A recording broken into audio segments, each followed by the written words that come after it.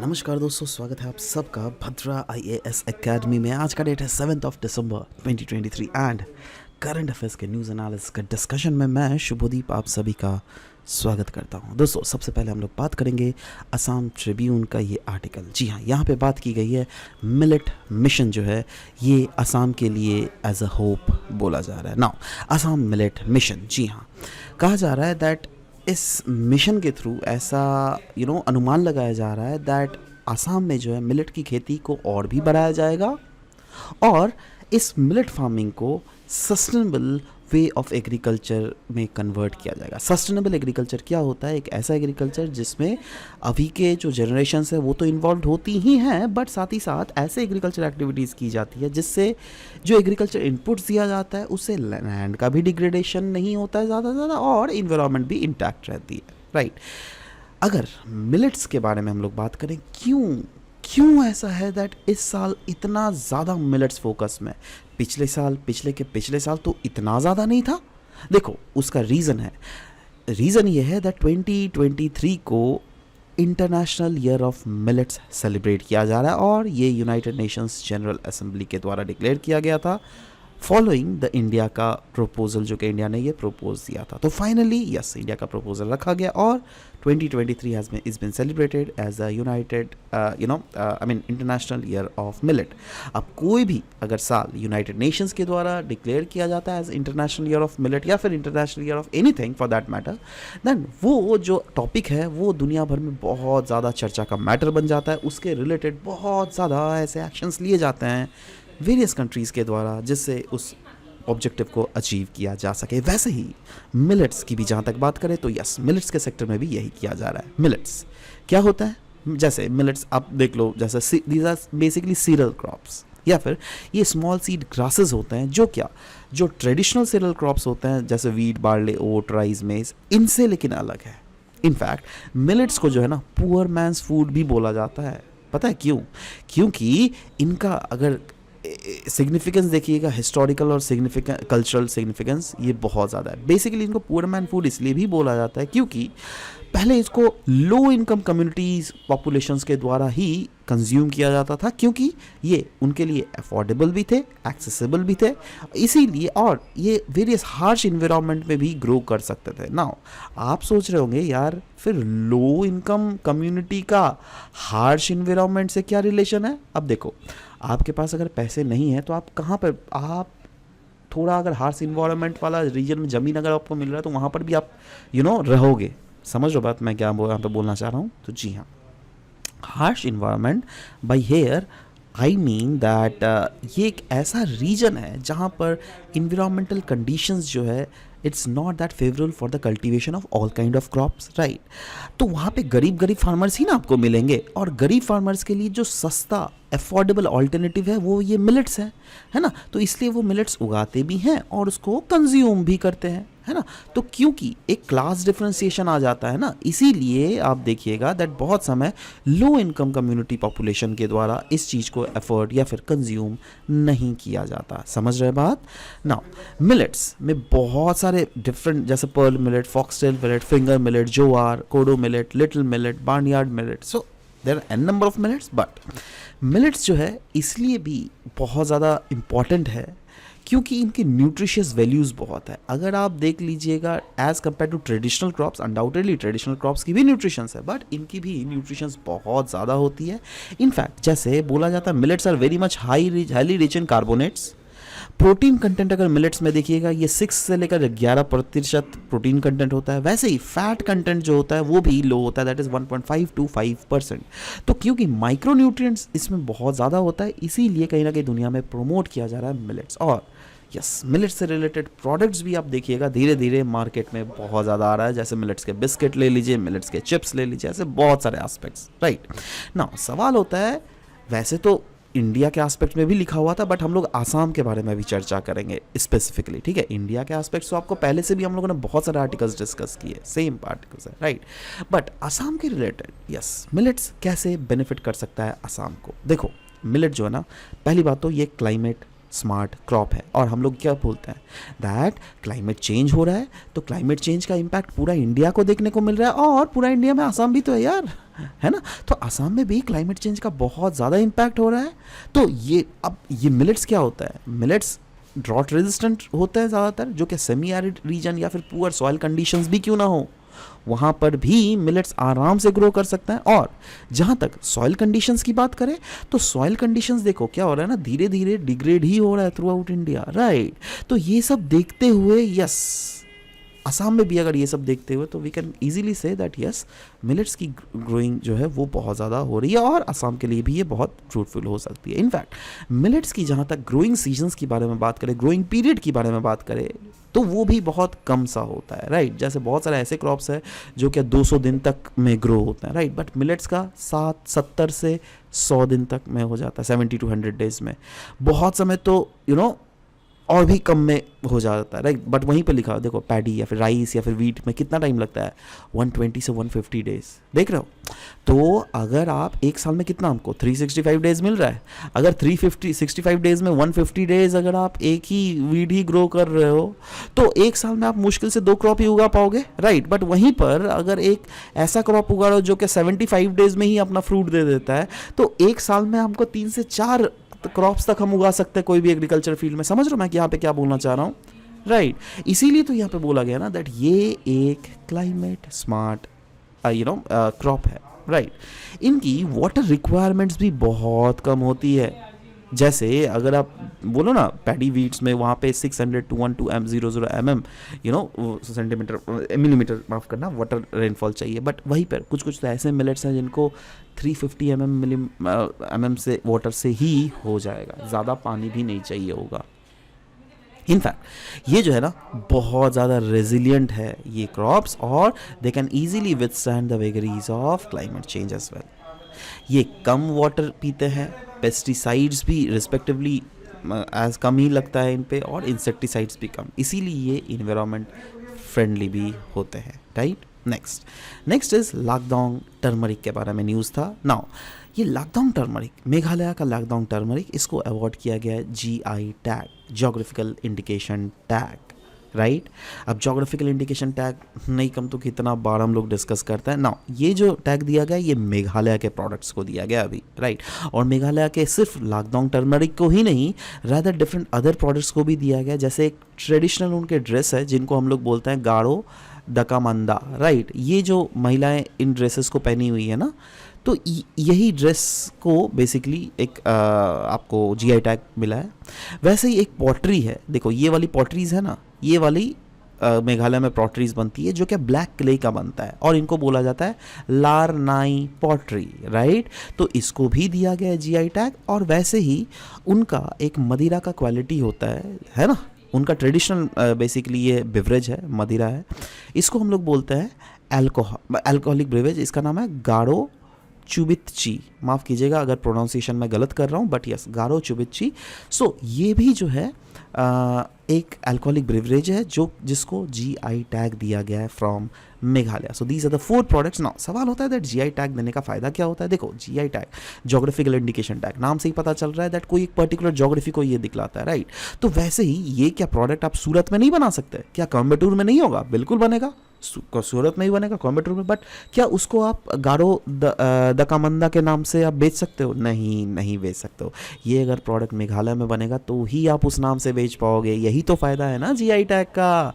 तो अगर कोई भी रीजन से वो GI टैग और उसी को बेच पाओगे, इसका मतलब क्या, इनडायरेक्टली उसके जो फ़ायदे बहुत ज़्यादा है, जैसे वहाँ के लोगों को बहुत ज़्यादा हेल्प मिलता है। फॉर एग्जांपल लाकडाउन टर्मरिक का ही फ़ायदा अगर देख लीजिएगा, इसको पता है दिया क्यों जाता है GI टैग, क्योंकि उसका कुछ ऐसा कंटेंट होता है जो कि बिल्कुल अलग हो, जो कि नॉर्मल ट्रेडिशनल प्रोडक्ट से बेटर हो।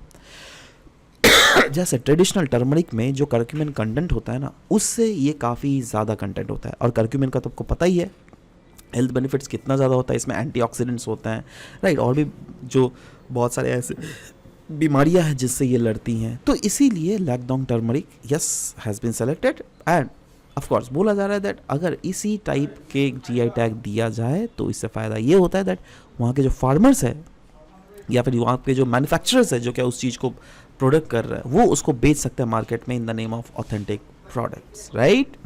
नेक्स्ट हम लोग बात करेंगे ये वर्ल्ड सॉइल डे, ये बेसिकली माफ़ कीजिएगा आसाम ट्रिब्यून का नहीं है, इंडियन एक्सप्रेस का है। So anyways world soil day में सॉइल डिग्रेडेशन को फोकस किया गया था as a major topic, right. और बोला गया था दैट यस सॉइल एक इम्पॉर्टेंट रिसोर्स है, नेचुरल रिसोर्स, और इसको बहुत ज़्यादा इंपॉर्टेंट है इसको प्रिजर्व करना, इसको रीस्टोर करना, जिससे फ्यूचर को हम अपना सस्टेनेबल बना सके, स्पेसिफिकली उस टाइप के सिचुएशन में जब ह्यूमन एक्टिविटीज़ के कारण सॉइल डिग्रेड हो रही है, जिससे सॉइल की प्रोडक्टिविटी घट रही है। तो सवाल होता है सॉइल डिग्रेडेशन का इम्प्लीकेशन एग्रीकल्चर के लिए क्या होता है। देखो अलग अलग पॉइंट्स में डिस्कस करूंगा, ठीक है। और मैं आशा करता हूं दैट आप लोगों का अगर देख लीजिएगा इन्वायरमेंट, वहाँ पे सॉइल डिग्रेडेशन एक टॉपिक है, राइट। ये बेसिकली इन्वायरमेंट का ही टॉपिक है, राइट। सो यहाँ से जो भी पॉइंट्स हैं ना सारे आप सीधा कॉपी पेस्ट कर लो, मैं आपको बार बार बता रहा हूँ, बहुत ज़्यादा इंपॉर्टेंट ये टॉपिक है, right. So make sure to note it down, right. तो जैसे सॉइल डिग्रेडेशन, ये तो आपको पता है क्या होता है, जब भी सॉइल का क्वालिटी नीचे गिरता है उसको सॉइल डिग्रेडेशन कहते हैं। अब सॉइल डिग्रेडेशन को इम्प्लीकेशंस अलग अलग सेक्टर में कैसा है, जैसे एग्रीकल्चर सेक्टर में कैसा है। देखिए एग्रीकल्चर सेक्टर में अगर देख लोगे सॉइल डिग्रेडेशन अगर होता है तो इससे क्रॉप यील्ड जो है ये घट जाता है। दैट इज क्यों होता है ये, क्योंकि फर्टिलिटी घटता है, इसके कारण ही तो क्रॉप यील्ड घटता है ना। और इसका मेजर इंपैक्ट अगर आप देख लीजिएगा सब सहारन अफ्रीकन रीजन में चले जाओ तब आपको पता चलेगा, ठीक है। यही नहीं, इसके कारण इरिगेशनल नीड्स भी बन जाता है। क्यों, क्योंकि डिग्रेडेड सॉइल अगर है तो मतलब सॉइल की क्वालिटी तो ऐसे ही डिग्रेड हो चुकी है, मतलब यहाँ पर जो वाटर को रिटेन करने का कैपेसिटी है ना वो घट जाता है। सॉइल डिग्रेडेशन मतलब सिर्फ और सिर्फ फर्टिलिटी नहीं घटना, सॉइल डिग्रेडेशन मतलब वाटर रिटेंशन कैपेसिटी भी घटना। वाटर रिटेंशन मतलब सोचो सॉइल ए है, कहीं पर सॉइल ए है, एक जगह सॉइल बी है, राइट। अब सॉइल, अब यहाँ पे पानी आपने मिला है, राइट, तो कौन ज़्यादा देर तक पानी को रिटेन कर पाए, उसी चीज़ को कहते हैं वाटर रिटेनिंग कैपेसिटी। जो जितना देर तक पानी को रिटेन कर पाएगा उतना बढ़िया है, क्योंकि क्रॉप्स जो है क्रॉप्स को उतने देर तक पानी मिलेगा। समझ रहे हो बात, है ना। तो यहाँ पे क्या बोला गया है दैट अगर सॉइल डिग्रेडेशन हो गया तो इससे क्या हो जाता है दैट वाटर रिटेंशन कैपेसिटी जो है ना वो रिड्यूस हो जाता है, मतलब वाटर ज़्यादा रिटेन नहीं कर पा रहा है वो सॉइल, मतलब कि आपको ज़्यादा से ज़्यादा वहाँ पे पानी देना पड़ेगा, मतलब इरिगेशन नीड्स बढ़ेंगी, वही तो दिया हुआ है।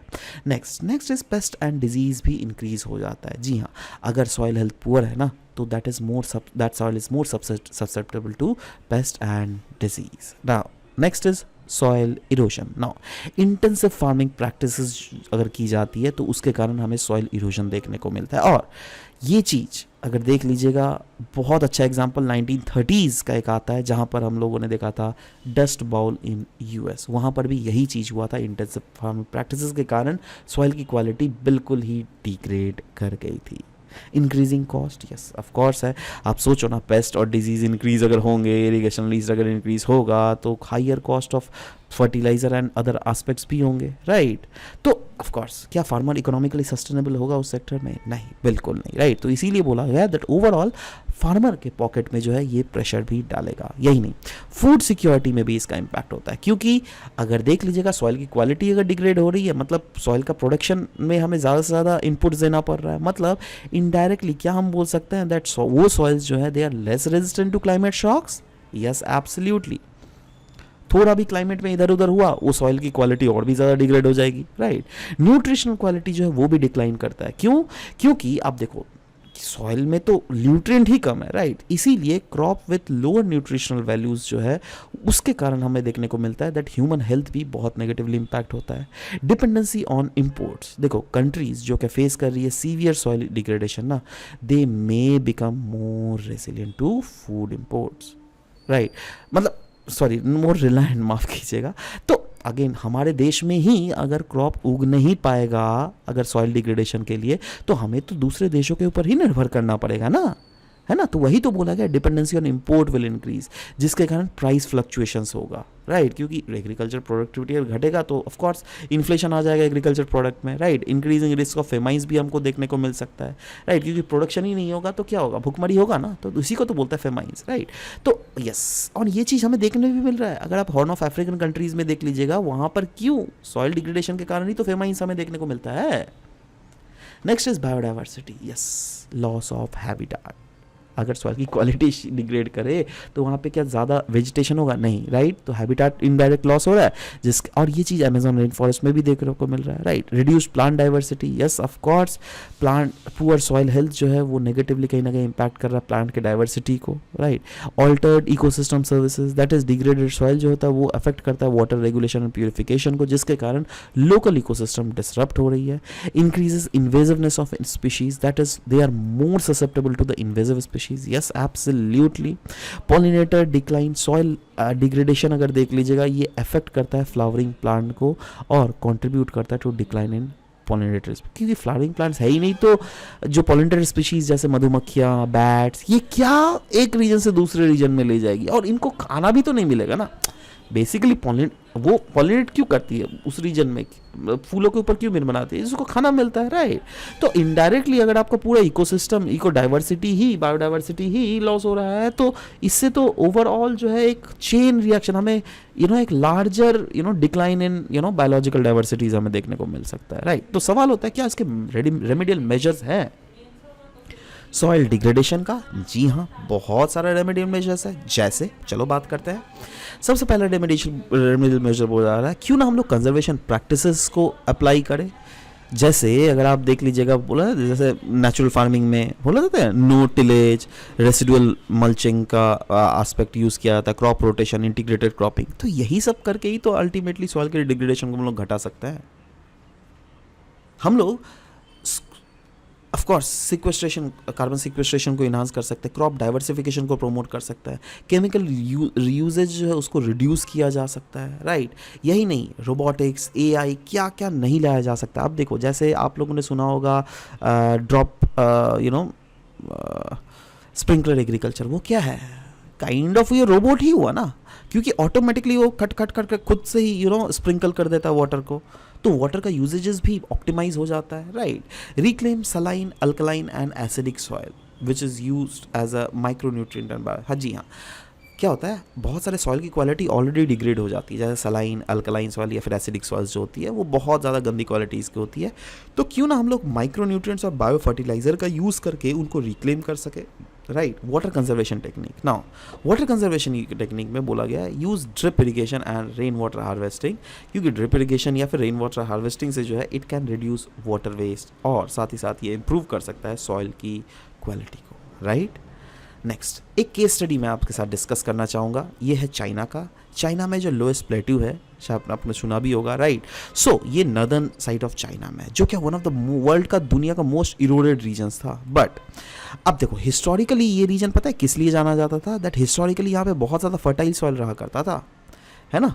बट क्योंकि एग्रीकल्चर ओवर यूज़ और डिफॉरेस्टेशन के कारण वहाँ पर सॉइल इरोजन होने लगा, जिसके कारण सॉइल की प्रोडक्टिविटी घटी और वाइड स्प्रेड पॉवर्टी देखने को मिला। इसीलिए 1994 में एक रिस्टोरेशन प्रोजेक्ट लाया गया चाइनीज़ गवर्नमेंट के द्वारा और इसको सपोर्ट किया था वर्ल्ड बैंक ने। इसके तहत इनिशिएट किया गया lowest plateau watershed rehabilitation project को। और इस प्रोजेक्ट का गोल क्या क्या था?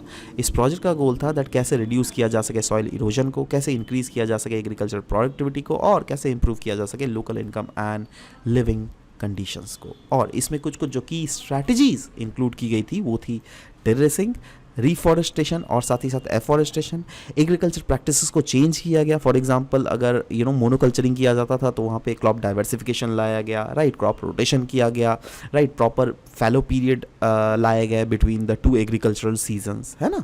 तो उसके बाद ग्रेजिंग जो होता था उसको रिड्यूस किया गया। ग्रेजिंग मतलब यहाँ पे नहीं, यहाँ पे आप ऐड कर सकते हो over grazing, right. Over grazing को रिड्यूस किया गया था और इसका रिजल्ट पता है क्या हुआ? ये कब इंक्लूड किया गया था? 1994 में। And by the mid of 2000 that is 2005-2006 के आसपास सॉइल डिग्रेड इरोजन जो है वो धीरे धीरे घटा।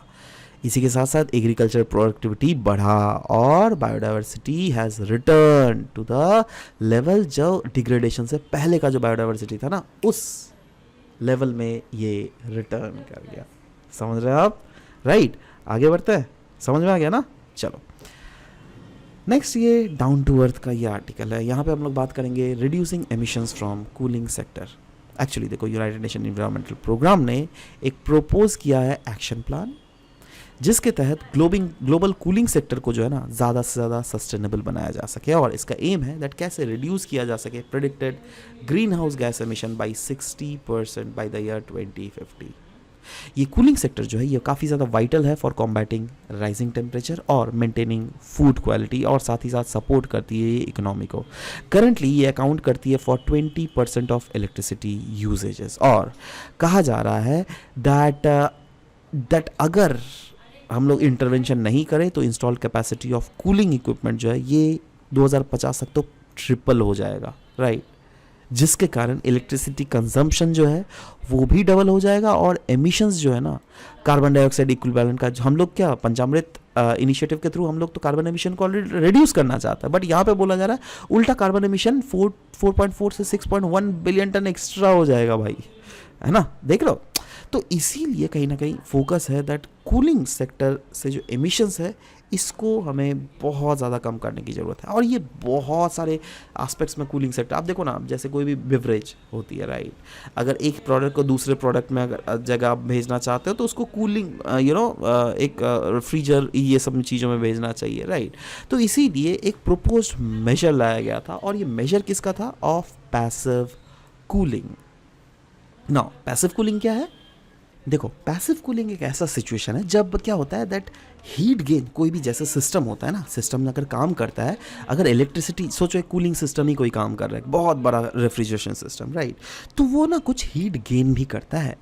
तो पैसिव कूलिंग एक ऐसा सिस्टम है, एक ऐसा मैकेनिज्म है, एक ऐसा इंजीनियरिंग मैकेनिज्म है जिसके तहत डिज़ाइनिंग ही हम ऐसा करें जिससे जो हीट गेन है ना वो कम से कम हो, और हीट का जो डिसिपेशन हो वो ज़्यादा से ज़्यादा हो, राइट।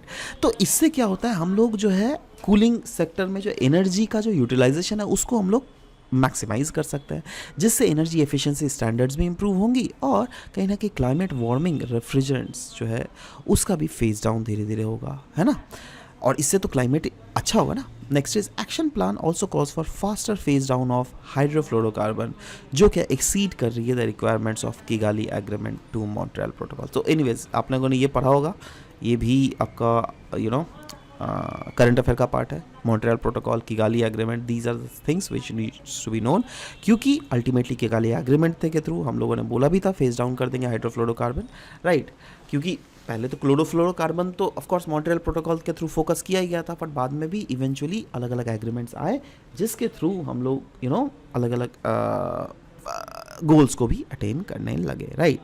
सो इसी के साथ आज का सेशन यहाँ पे समाप्त होता है, मिलते हैं आप सबके साथ नेक्स्ट सेशन में, till then bye bye, take care and thank you guys, thank you for listening to the whole video, thank you very much.